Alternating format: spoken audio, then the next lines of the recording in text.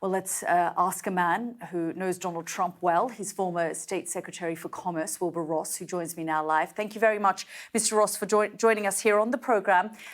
We'll get to the economy and some of Donald Trump's policies in a moment, but I just want to get your reaction to what was actually said at Madison Square Garden and the emotion that has now been created as a result of some of the comments, especially about the Puerto Rican community.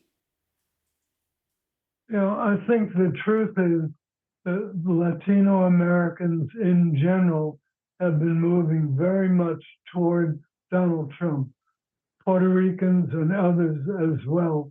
And I think all you're seeing is the Democrats trying to pump a comment by a comedian who's not a Trump person. I don't even know if he intends to vote for Trump. So attributing that to Trump has nothing to do with Trump's actual attitude.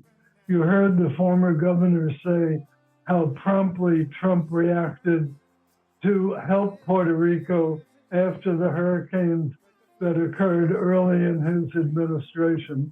And I can tell you, since a lot of that aid was dispersed by the Commerce Department, President Trump very much wanted us to be very supportive.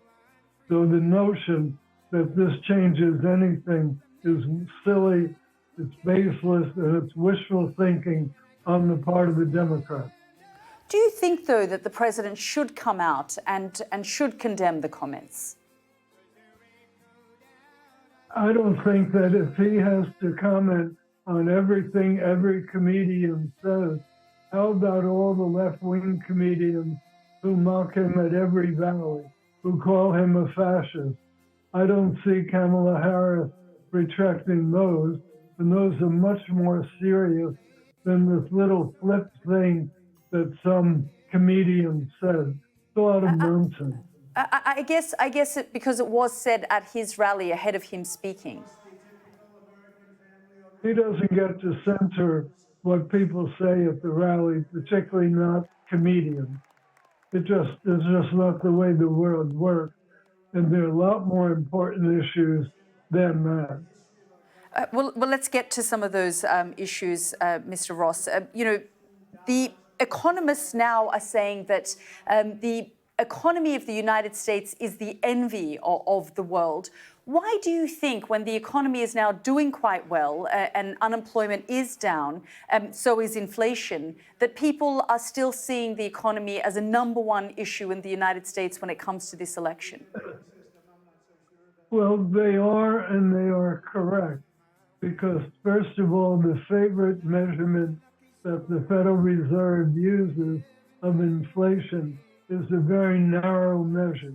It doesn't include food, and it doesn't include motor fuel.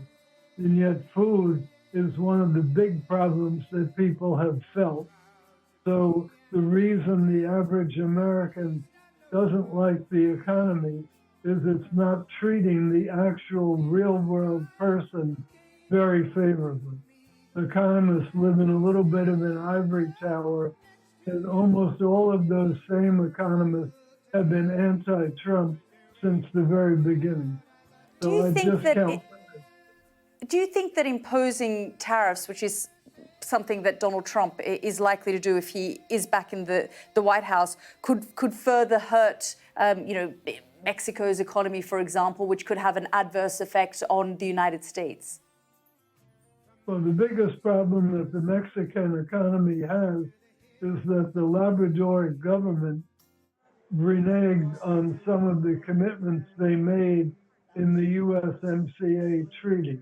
They have politicized the judicial system, which is the ultimate court of arbitration for disputes under USMCA, and they have gone the wrong direction in terms of further nationalization of their hydrocarbons, as opposed to what they promised, which was more privatization. So to the degree Mexico has a problem with the U.S., it's of its own making. But the reality is USMCA has been very favorable to Mexico. A lot of the reshoring of activity has gone to Mexico from China. So Mexico has no reason to complain at all about the way U.S. has been treating them. Wilbur Ross, fascinating talking to you. Thank you very much for joining us here on the program. Thank you. Good evening.